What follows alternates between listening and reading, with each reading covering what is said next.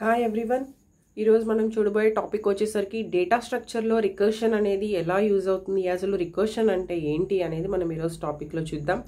So already మనకి recursion అంటే ప్రోగ్రామింగ్లో తెలుసు. జనరల్లీ ప్రోగ్రామింగ్లో ఒక టైప్ ఆఫ్ ప్రోగ్రామ్స్కి మనం రికర్షన్ అనే టాపిక్ యూజ్ చేస్తాం, that is related to functions. So same అక్కడ ఏ కాన్సెప్ట్ అయితే తెలుసుకుంటామో ఇక్కడ డేటా స్ట్రక్చర్స్లో కూడా సేమ్ అదే కాన్సెప్ట్ రికర్షన్. బట్ డేటా స్ట్రక్చర్లోకి అండ్ కంప్యూటర్స్ రిలేటెడ్ ప్రోగ్రామింగ్లోకి the main difference is memory storage. That is the very very important difference in normal programming and data structure. So just అసలు first recursion అంటే introduction చూద్దాం. మనకి ఒక 10 types of just ఒక need అనేది చెప్తున్నాను recursion గురించి.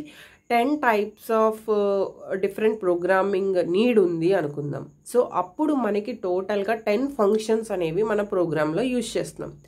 సో అలాంటి ప్రోగ్రామ్ రాయడానికి మీకు లెంగ్దీ కోడ్ అనేది అవుతుంది. ఆటోమేటిక్గా మీరు 10 టైప్స్ ఆఫ్ ఫంక్షన్స్ అనేవి తీసుకుంటారు, 10 ఫంక్షన్స్కి రిలేటెడ్ కోడింగ్ అనేది మీరు డెవలప్ చేస్తారు. సో అలాంటి సిచ్యువేషన్లో మీకు కోడింగ్ అనేది ఎక్కువ స్పేస్ ఆక్యుపై చేస్తుంది. బట్ మీరు ఎప్పుడైతే 10 డిఫరెంట్ థింగ్స్కి ఒకే సొల్యూషన్, ఒకే టైప్ ఆఫ్ సొల్యూషన్ కనుక మీరు ఫైండ్ అవుట్ చేయగలిగితే that is the very shortcut answer. Yes అంటే మీరు ఇంత లెంగ్దీ ప్రోగ్రామ్కి మీరు జస్ట్ స్మాల్ క్వశ్చన్, స్మాల్ సొల్యూషన్తో మీరు దానికి ఆన్సర్ చెప్పగలిగితే that is the very easiest thing. అప్పుడు మీరు ఆ సొల్యూషన్నే 10 టైమ్స్ రిపీటెడ్గా పెర్ఫామ్ చేస్తే సరిపోతుంది. In that type of cases మనం రికర్షన్ అనే కాన్సెప్ట్ యూజ్ చేస్తాం. బట్ ఒకే లాజిక్తో మీరు 10 టైమ్స్ కనుక సాల్వ్ చేసే కాన్సెప్ట్ అయితేనే మనకి రికర్షన్ అనే టాపిక్ యూజ్ అవుతుంది. So what is the meaning of recursion means, మీరు ఏదైతే ఒక టైప్ ఆఫ్ కోడ్ తీసుకుంటున్నారో, ఒక బల్క్ కోడ్ తీసుకుంటున్నారో దాన్ని మల్టిపుల్ టైమ్స్, దాన్నే మనం మల్టిపుల్ టైమ్స్ కాల్ చేస్తాం. That is the concept of recursion. So in which a function calls itself. ఇక్కడ ద మెయిన్ డెఫినేషన్ వర్డ్ పడాల్సింది ఏంటి అంటే a function calls itself means మీరు ఏదైతే ఒక పర్టికులర్ ఫంక్షన్ తీసుకుంటున్నారో ఆ ఫంక్షన్లో నుంచి దాన్నే మనం కాల్ చేస్తూ ఉంటాం. So that concept is called recursion. అలాంటి రికర్షన్ అనే కాన్సెప్ట్ మీరు ఏ ఫంక్షన్లో అయితే ప్లేస్ చేశారో, ఏ మెథడ్లో అయితే ప్లేస్ చేశారో that method is called recursive method and that function is called recursive function. ఇక్కడ మెథడ్ అన్న ఫంక్షన్ అన్న సేమ్. చాలామంది ఆ క్వశ్చన్ రేస్ చేస్తున్నారు, డౌట్. బట్ కొన్ని ప్రోగ్రామింగ్ స్కిల్స్లో టర్మినాలజీ వచ్చేసరికి ఫంక్షన్ అని కాల్ చేస్తాం. కొన్ని టర్మినాలజీస్ ప్రోగ్రామింగ్స్లో ఎస్పెషల్లీ జావాలో అయితే మనం మెథడ్ అని కాల్ చేస్తాం. మీరు సీకి వచ్చేసరికి ఫంక్షన్ అని చెప్పి కాల్ చేస్తాం. But both things are same. So next అసలు రికర్షన్ యూజ్ చేసి మనం ఏం చేయవచ్చు అంటే just it can reduce, already ఇప్పుడే మనం చెప్పుకున్నాం, length of our code and దాన్ని ఈజీగా రైట్ చేయడానికి అది హ్యాపీ కదా. ఎందుకంటే మీరు 10 ఫంక్షన్స్ యూజ్ చేసే బదులు in place of that only 1 ఫంక్షన్తో కనుక మనం దాన్ని హ్యాండిల్ చేయగలిగితే హ్యాపీగా మనం దాన్ని యాక్సెస్ చేసుకోవచ్చు.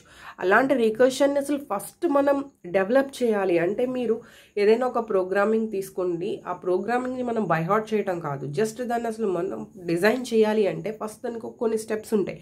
అలాంటి రికర్షన్ బేస్ చేసుకుని మనం ఏదైనా లాజిక్ని డెవలప్ చేయాలి అంటే first of all define A base case. What is the base case?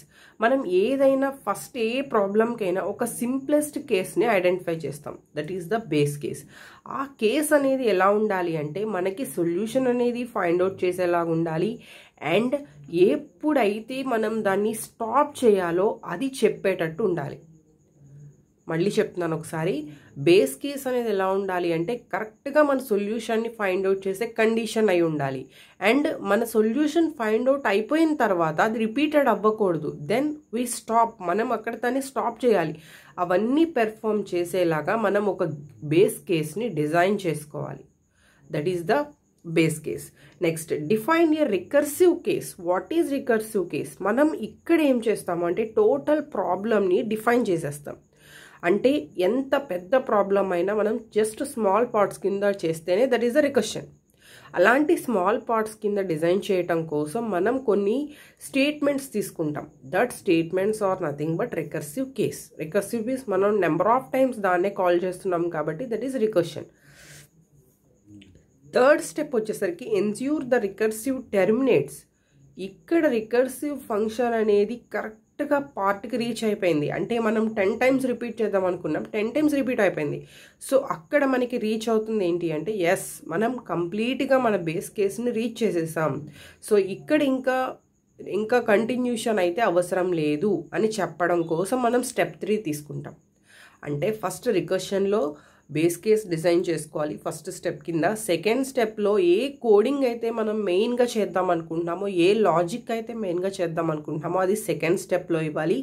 Third స్టెప్లో మనం టర్మినేట్ చేసేలాగా ఉండాలి. అండ్ ఫోర్త్ స్టెప్ వచ్చేసరికి కంబైన్ ద సొల్యూషన్స్. మొత్తం ఇప్పటి వరకు మనం ఏదైతే మెయిన్ సొల్యూషన్ అనుకుంటామో దాంతో మిక్సప్ చేసుకొని ఆ ఫంక్షన్ని రైట్ చేసేటట్టు ఉండాలి.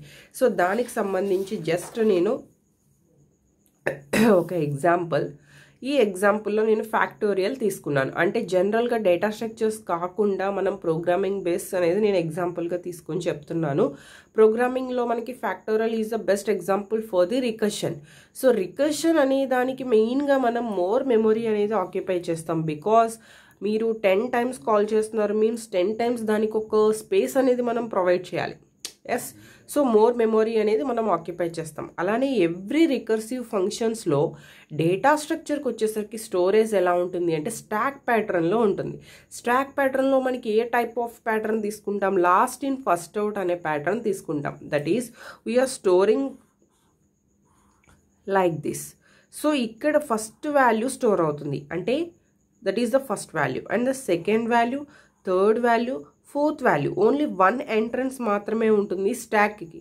So this is the 0, 1, 2, 3 and 4. So this is the first value.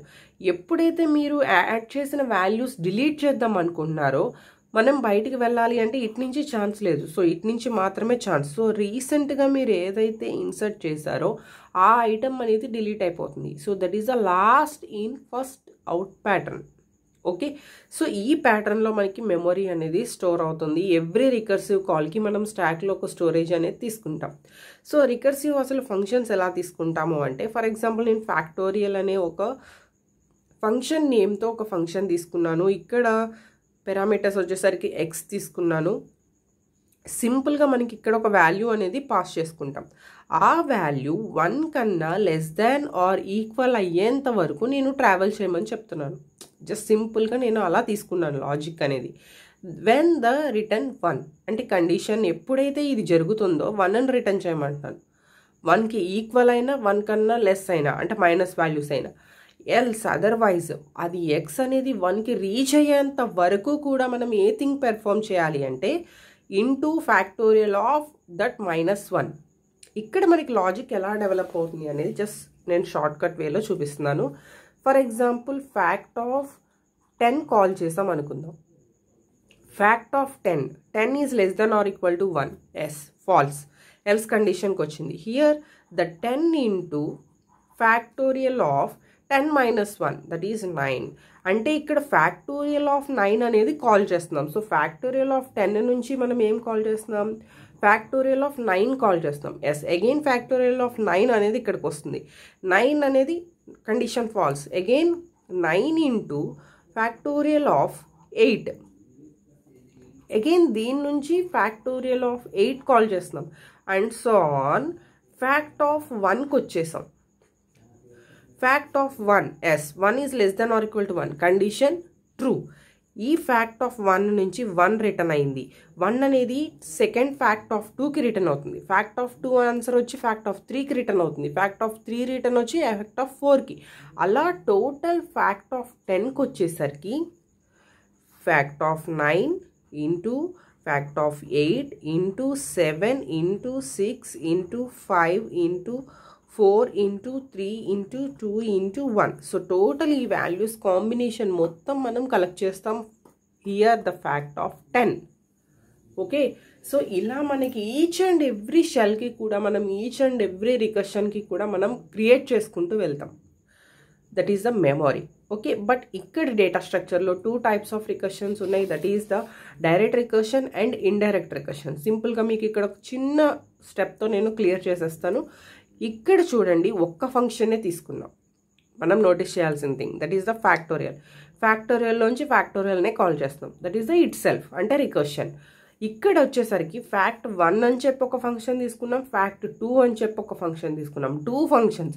ఇక్కడ ఏం జరుగుతుంది, ఫ్యాక్ట్ 1లోంచి ఫ్యాక్ట్ 2ని కాల్ చేస్తున్నాం, ఫ్యాక్ట్ 2లోంచి ఫ్యాక్ట్ 1 అని కాల్ చేస్తున్నాం. బట్ ఇక్కడ రికర్షన్ జరుగుతుందా అంటే జరగట్లేదు. Because what is the recursion? Recursion calls itself. A function calls itself is called the recursion. A function calls itself? No. A function calls another function, but it is called indirect recursion. ఎందుకు indirect recursion అయ్యింది అంటే fact of 1లోకి enter అయిన తర్వాత మీరు fact of 2లోకి వచ్చారు. Fact of 2లోకి వచ్చిన తర్వాత fact of 1 అని కాల్ చేస్తున్నారు. అంటే మీరు ఎక్కడి నుంచి వచ్చారో మళ్ళీ అక్కడికే వస్తున్నారు. అగైన్ ఫ్యాక్ట్ ఆఫ్ 1లోకి వచ్చిన తర్వాత ఫ్యాక్ట్ ఆఫ్ 2లోని కాల్ చేస్తారు. మళ్ళీ ఫ్యాక్ట్ 2కి వస్తున్నారు. Again fact 1, fact 2, fact 1, fact 2. So ఇక్కడ కూడా మనకి తెలియకుండానే ఒకే ప్రొసీజర్ నెంబర్ ఆఫ్ టైమ్స్ రిపీటెడ్గా అప్ టు కేస్ ఫెయిల్ అయ్యేంత వరకు కూడా మనం రిపీట్ చేస్తున్నాం. So that is called indirect recursion. This is called the direct recursion. అంటే రికర్షన్ డెఫినేషన్ కనిపిస్తుంది, బట్ ఇక్కడ కనిపించకుండా మనం రికర్షన్ పెర్ఫామ్ చేస్తున్నాం. So this is called indirect recursion and this is called the direct recursion. Okay, so next class in next video. Thank you.